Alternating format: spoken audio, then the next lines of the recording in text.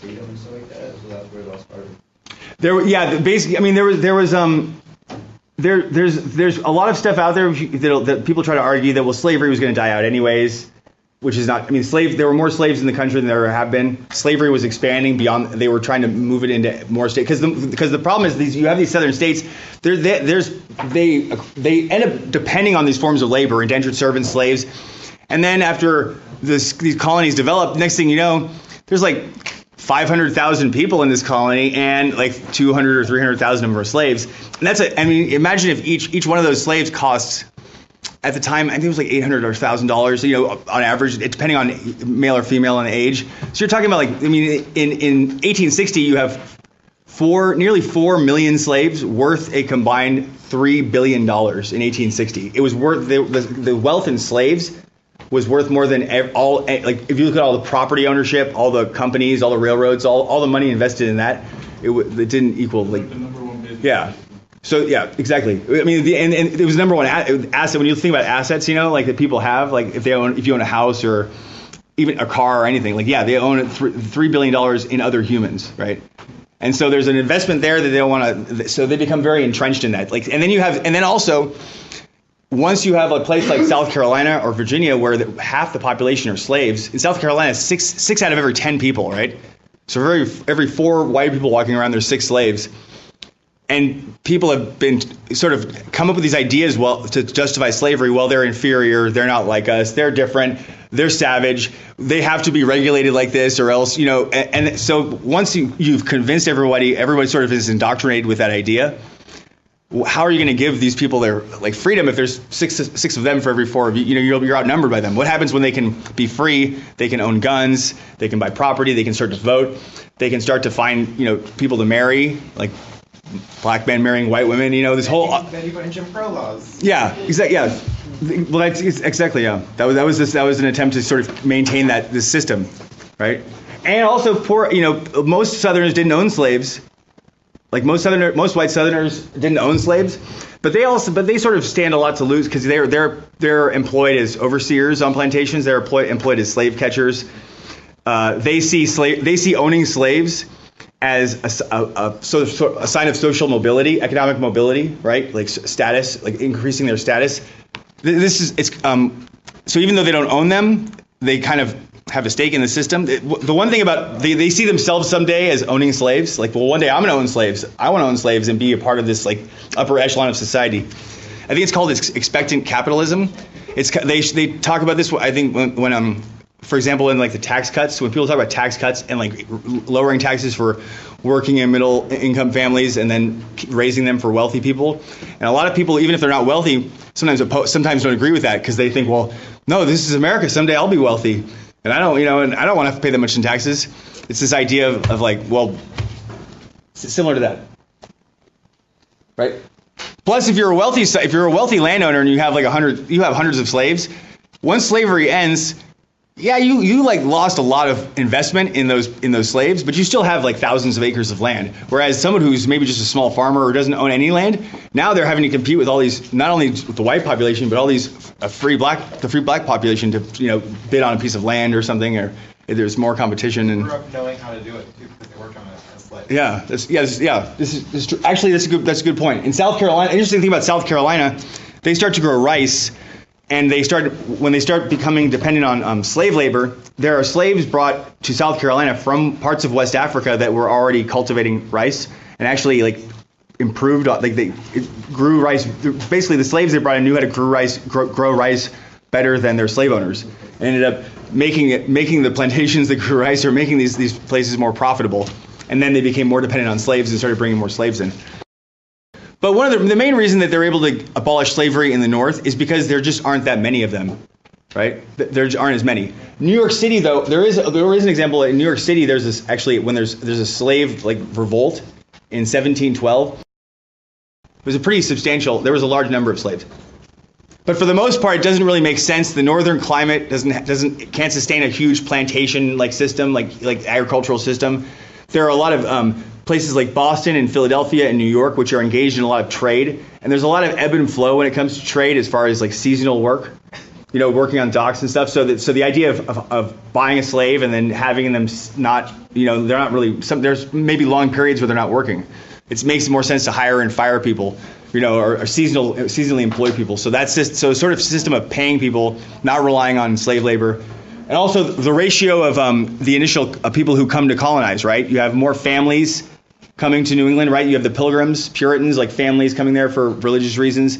In Virginia, you have a lot of men, single men, a lot of indentured servants. Like on page 135, he says Atlantic commerce consisted primarily of slaves, crops produced by slaves, and goods destined for slave societies, right? At this point, when they're trading slaves, they're going to the coast, and they're trading with these different African kingdoms here, right? Mali, Benin, in present day like Benin, Songhai, these different. Some of them are smaller tribal groups, but a lot of really large kingdoms that have a lot of. They're pretty powerful, right? So yeah, between I think the numbers that are provided in the textbook are on the conservative end. I think that because the author wants to be safe, because he says between 1492 and 1820, I believe the number he puts are 7.7 million. I don't know why he just doesn't say 8. 7.7. I mean, not that it really, it matters in the sense that those are actual people, right? But whether it's 5 million or 10 million, people debate about these things all the time. People still debate about the Holocaust and the Armenian, the Armenian genocide, right? And there's people that try to say, well, no, the numbers have been fudged, so that the Armenian genocide was actually more people than the Holocaust. It's like, well, I don't think that's true, but it doesn't really matter. The point is that there's like this hateful stuff that happens to people, and there's nothing wrong to these things. Yeah. So people are weird. It's mainly it's just people are Hitler. Where are you going? No, you're not a fan of the Armenian or Hitler. She's anti. Are you anti-Hitler? It's okay. Shouldn't we be? Don't record this. No, I'm just kidding. Wrong meeting. Sorry guys, wrong meeting. A lot of people say anywhere from 10 to 15, like 10 million people basically transported from West Africa to the Americas over the course of 328 years, right? Roughly. The slave trade is going to be outlawed by the United States in 1808, so I think that's when. And then in 1821, Mexico becomes independent from Spain. In 1829, Mexico outlaws slavery. England outlaws slavery in their territories in like 1833, 1838, like in that period, right? And so really you end up with a situation after like the 1820s, 1830s, where it's just the American South, the southern states, Cuba, and Brazil. Brazil does not abolish slavery till 1888. Estimated around 10 million people, and those are the people that survived, right? Remember, these are not people who are indentured servants. They're not signing a contract where there's an individual who signs a contract who's now a passenger on a ship. They're just human cargo. They're traded, like they're purchased in bulk, basically. Like they're chained up, they're captured in battle or wherever by some group, and they're traded to these slave traders, and they're packed into the bottom of a ship. It's called the triangle trade. It's actually like not as simple as a triangle, right? Because there's all sorts of different routes that they're taken, but generally speaking, there's this triangle trade. That does anyone know the route? What do they call it? That brought slaves to the New World. Like people, ships leave England with goods. They end up in trade with people in West Africa for those goods, and they acquire slaves, and they bring them to the Americas, to Jamaica or to the Carolinas. What was the name of that trip? The Middle Passage. Middle Passage, right? Middle Passage. It is actually referred to in Africa. It's in Swahili. It's referred to as the Maafa, Maafa, the Maafa, which means it means basically like tragedy or disaster.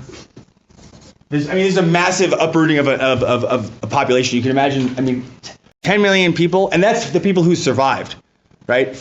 Some estimates say that 50% of the people did not make it, right? Because there's not really there's no.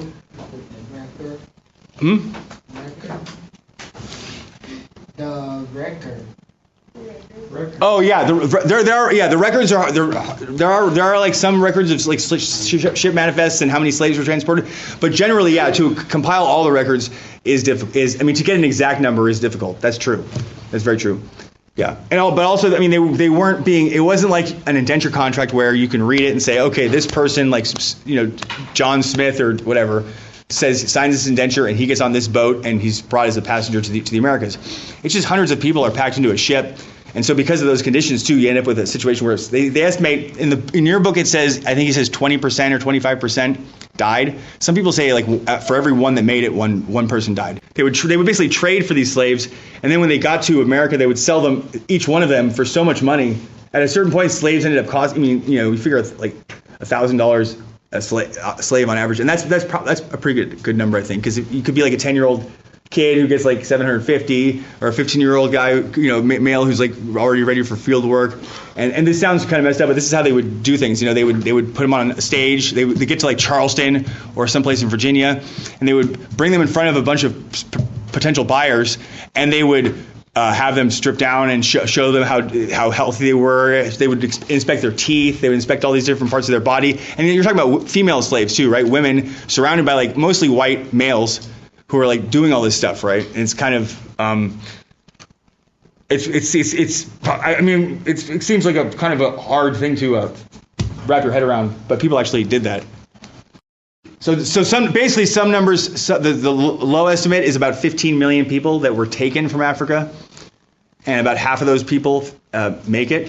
And I think the high estimate is like 20, 30 million people that were basically taken off of the shores of Africa, put on boats, and a lot of them didn't make it. And it's called the trip they were on is called the Middle Passage. The best description that I've seen, the one that really kind of creates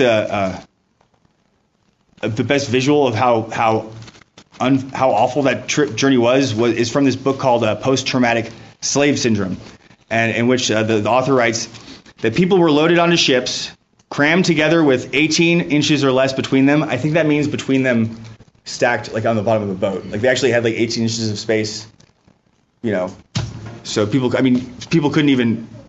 There was probably sometimes where it wasn't enough space for people to turn over. You can imagine how many people were, if they get sick and they're vomiting and people end up choking on their, people end up dying like that. People who are giving birth and stuff, like all sorts of stuff happening. So people were loaded onto ships, crammed together with 18 inches or less between them. Here they would dwell for many weeks to several months in the bowels of the ship. They were deprived of any human comfort and shared in a collective misery. This is where they slept, wept, ate, defecated, urinated, menstruated, vomited, gave birth, and died. Like all of these things happened, If smallpox broke out or some disease, some infection or something broke out on a ship, the crew a lot of the times would just abandon the ship and leave the people chained at the bottom, and the boat would just start floating around. And who knows, you can imagine people just. I don't know if you can imagine just people being someone on that ship and just floating around, and all these people chained around you were dying, and then like being like one of the last people to be alive there, and there's just like hundreds of dead people you're chained up to. It's got to be like, it's just an awful situation. But it happened, and this is not very long ago. 1808 is when the slave trade is outlawed. So, but 1808 is not that's 200 years. That's not a very long time. I mean, it is a long time, but not really. When you think about it.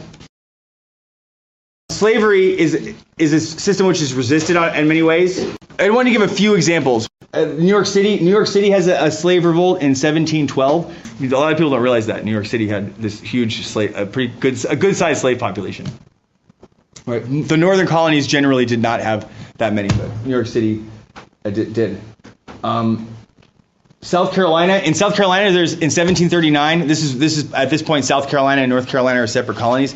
There's this thing called the Stono Rebellion. And South Carolina, a lot of the examples of attempted slave, rebellions or uprisings, people point to South Carolina a lot because if there was going to be a slave uprising or a slave rebellion back then that would have been successful, potentially, it would have likely happened in South Carolina because slaves are 60% of the population. They're a majority, right? In all these other places, even if, even like in Virginia where slaves might be 40% of the population, you're still outnumbered, right? The slaves are only 4 out of every 10 people, and the free white population eventually is going to be armed, right? They're going to be allowed to carry guns. They're going to have higher rates of literacy, right? They're going to be able to read, write, not all of them, but more of them, and they're going to have guns. This is still somewhat of a debated, I think, controversial thing. But the Second Amendment to our Constitution, the idea of gun ownership, of carrying guns, if you look at the language of the Second Amendment, right? In order for states to have well-regulated militias, the right for citizens to bear arms shall not be infringed. The state militias they're talking about are the ability, basically the rights of states to mobilize the population in case of a slave uprising. Patrick Henry, the guy who said, "Give me liberty or give me death," I mentioned, you can actually see statements he makes in the Virginia legislature in the 1780s dealing with this topic, basically. There's a need. So in South Carolina, 60% of the population are slaves. This is the first state to secede from the Union. This is the state that gets the 3/5 thing. This is the state that gets that in the Constitution, right? They're the state that's going to be very committed to maintaining the institution of slavery, right? Because they see a world where this majority of the population is free. They're allowed to vote. They're allowed to buy land. Like this whole world that they've concocted is now where based on white supremacy, basically, right? Based on white supremacy, racism is going to be undermined. Right, and then when Lincoln is elected in 1860, that they see that's the direction the country is going in, and they don't want to do that. And they say that explicitly when they secede. They write declarations of secession, almost like their own declarations of independence, and they list the issue of basically like maintaining a society where white people are superior to blacks, and and that being undermined, and their fear of that. So there are also these. I tried to find a number of this. There are these things called maroon colonies. Escaped slaves, runaway slaves, escape into a more remote section of wherever they were, like in Jamaica, in the Amazon, in Brazil. In the Amazon, there were massive, these really large, what are called maroon colonies, where slaves would run away and they would group together and form some sort of like independent, semi-autonomous, or when we think of like the Underground Railroad later on, Harriet Tubman, slaves escaping and going to Canada or northern states. They didn't do that. They didn't like necessarily leave wherever. They would stay, in South Carolina or in Georgia, for example. Georgia is right on the border of Florida, right?